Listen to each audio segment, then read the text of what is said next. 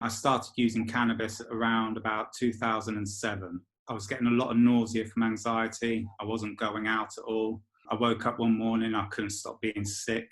I was going into hospital a lot in order to have these panic attacks being treated. And I came across cannabis basically, took a couple of puffs, and within minutes, the nausea that I'd been getting, it just completely vanished. Since December last year, Lee has been using medicinal cannabis oil to treat his anxiety. He originally went to the NHS, but was told it was unlikely he'd get a prescription. So he went private, which meant, like many others, he had to foot the bill. The first product I received from Canada, that cost £300. That would last about a month. It was just so expensive, really expensive. And at the time I was on benefits, I was on 0 hours contracts, and it was just a nightmare trying to afford it basically.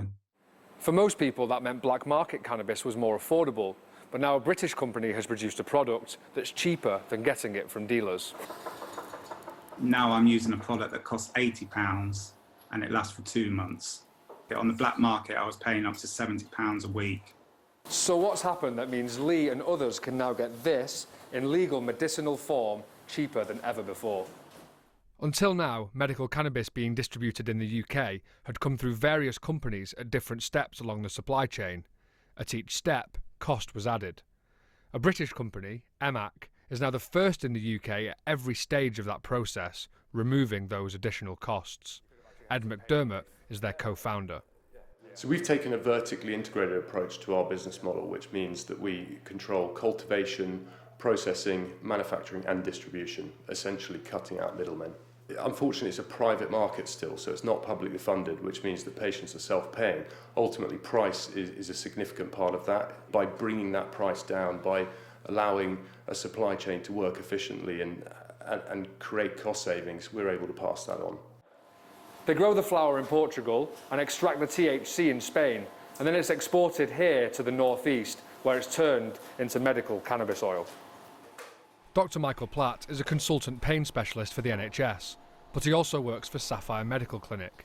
They're the first medical cannabis clinic to be approved by the Care Quality Commission. There are many patients who have managed to start it, but then they've had to give it up because they can't afford it, because it was too expensive.